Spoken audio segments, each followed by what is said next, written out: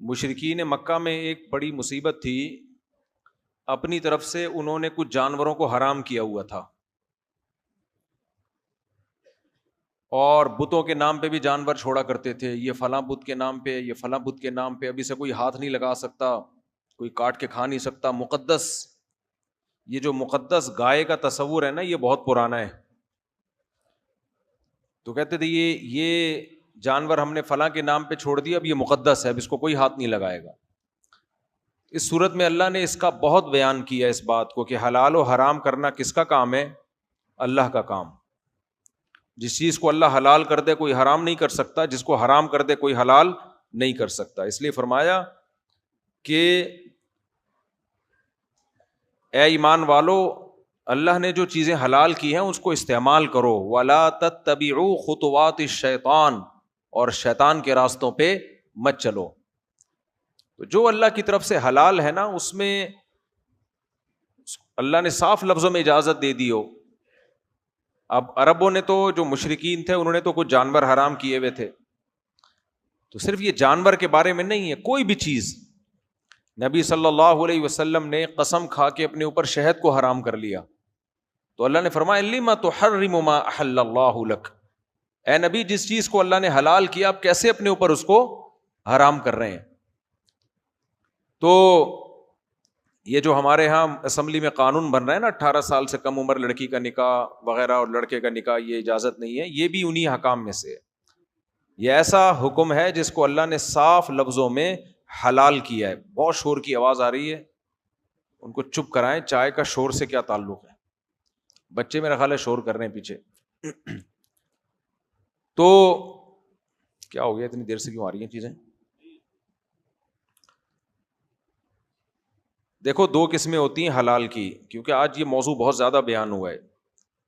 ایک تو یہ ہوتا ہے کہ ہر چیز میں اصل اباحت ہے، اباحت کا مطلب جب تک کوئی پابندی نہیں لگے گی وہ جائز ہی رہے گی۔ یہ میں اس لیے کہہ رہا ہوں کہ کچھ لوگ اس قانون پہ یہ اعتراض کر رہے ہیں کہ بھئی 18 سال سے پہلے شادی حلال ہے نا، کوئی فرض تو نہیں ہے، تو ایک جائز کام پہ گورنمنٹ پابندی لگا سکتی ہے۔ بعض کام جائز ہوتے ہیں لیکن گورنمنٹ دیکھ رہی ہے اس کے سوسائٹی میں فسادات ہو رہے ہیں، تو جائز ہونے کے باوجود گورنمنٹ پابندی لگا سکتی ہے۔ اسمگلنگ بذات خود ایک جائز چیز ہے، لیکن جب ملک کی معیشت کا بٹا بیٹھ رہا ہو تو کیا ہے، پھر اس میں حکومت پابندی لگائے گی۔ آٹے کے ریٹ شریعت نے کوئی پابندی لگائی ہے اس میں، لیکن حکومت متعین کر دیتی ہے کہ اگر نہیں رکھو تو پھر تاجر لوگ ناجائز فائدہ اٹھاتے ہیں۔ تو ایسے ہی اگر گورنمنٹ نے پابندی لگا دی بھائی دوسری شادی نہیں کر سکتے یا 18 سال سے پہلے، کیونکہ اس کے سائیڈ ایفیکٹ بہت زیادہ ہیں، تو خوب سمجھ لو پھر اس آیت کا مطلب کیا ہوا کہ اللہ کے حلال کو حرام مت کرو۔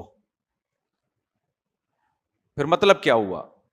یہ جو مثالیں دی جا رہی ہیں نا، بھائی ویڈیو نہیں بنائیں پلیز، یہ جو مثالیں دی جا رہی ہیں نا کہ آٹے کے ریٹ بھی تو حکومت متعین کر سکتی ہے، اسمگلنگ پر پابندی لگا دی وغیرہ وغیرہ، دیکھو حلال کی دو قسمیں ہیں۔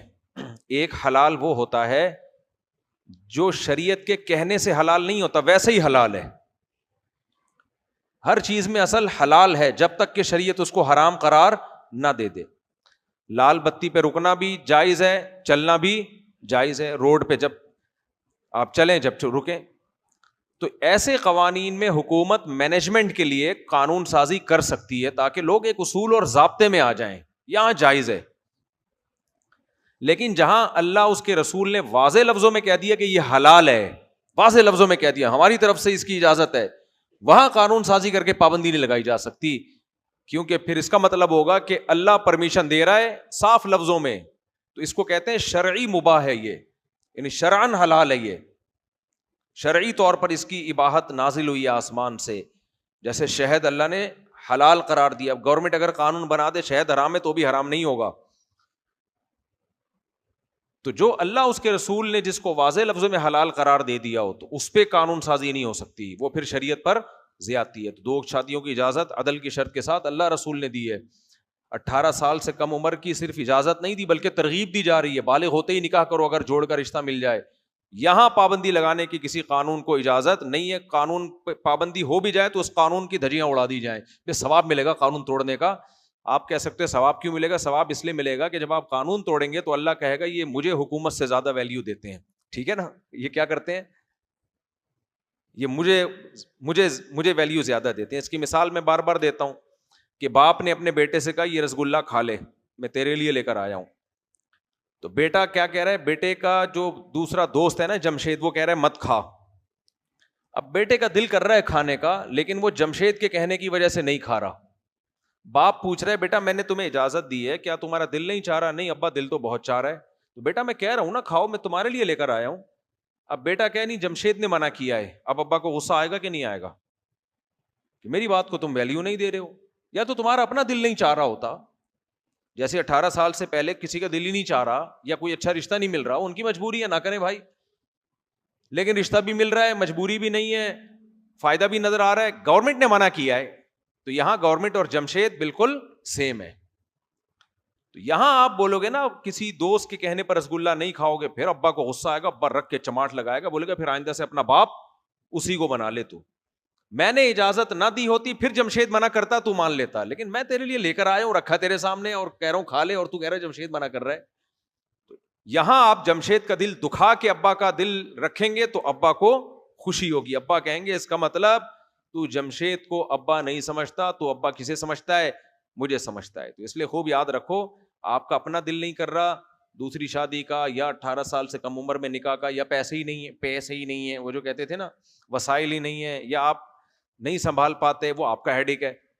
لیکن آپ کے پاس سب کچھ ہے, آپ وسائل ہیں, آپ کا دل بھی چاہ رہا ہے, رشتہ بھی مل گیا, لوگ کہہ رہے ہیں کہ یہ برا کام ہے مت کرو. اب اگر لوگوں کے کہنے سے آپ رک گئے, اس کا مطلب آپ کی نظر میں شریعت کی ویلیو لوگوں سے کم ہے اور لوگوں کی ویلیو زیادہ. تو یہاں لوگوں کی بات کو نہ ماننے میں ڈبل ثواب ملتا ہے. سمجھ میں آ رہی ہے بات؟ بہت ثواب ملتا. تبھی تو میں نے کی تھی, لوگ منع کر رہے تھے, نہیں منع کر رہے ہوتے پھر شاید میں نہیں کرتا. لوگ اتنا منع کرتے, میں نے کہا یار ٹینشن میں آ رہا ہوں تو ان کو کیا تکلیف ہے. خیر آگے چلتے ہیں ہم. تو یہ اللہ نے مضمون بیان کیا. اس کی آواز صحیح نہیں ہے بھائی.